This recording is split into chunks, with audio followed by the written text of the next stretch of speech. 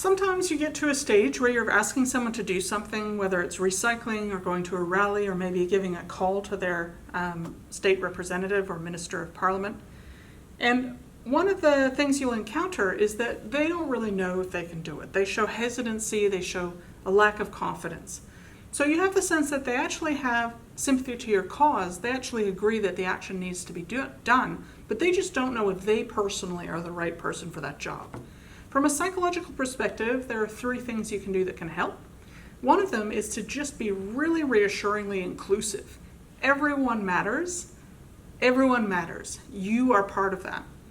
So don't communicate that there's hierarchies and that some people matter more than others. Communicate warm inclusiveness. Everyone counts. You're welcome. You're welcome to come. The second thing you need to do is to acknowledge their fears and where they're coming from. Ideally, you understand why they have that uncertainty. Maybe you felt it too. Well, just say that. You say, I know what you're thinking. I was really nervous the first time I called my representative as well. So I wrote down what I was going to say and I just read it off and then hung up. Now that's not the best way to manage a call, but the point is you're sharing a relatable story and you're giving them some tips on how you manage their anxiety.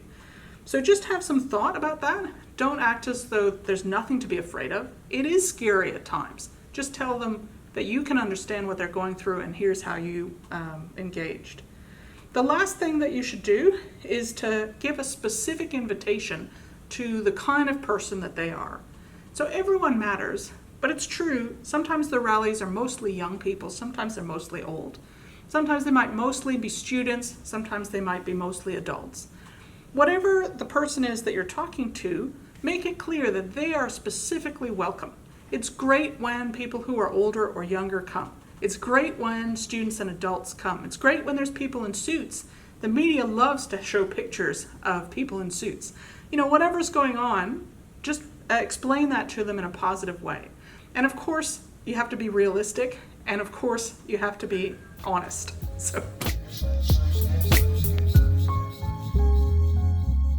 So let's go back to our acronym RAS. Reassure them that everyone's welcome, acknowledge their fears, and talk about how you can understand that and here's how you overcame it or how other people do.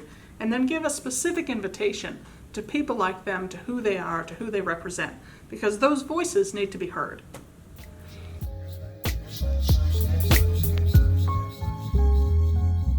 So that's how you can talk to people that aren't sure they can do it. Watch the other videos of how to talk to bored and angry people to get a full repertoire of conversation pieces. The Comfort Fit original reflected in your hair.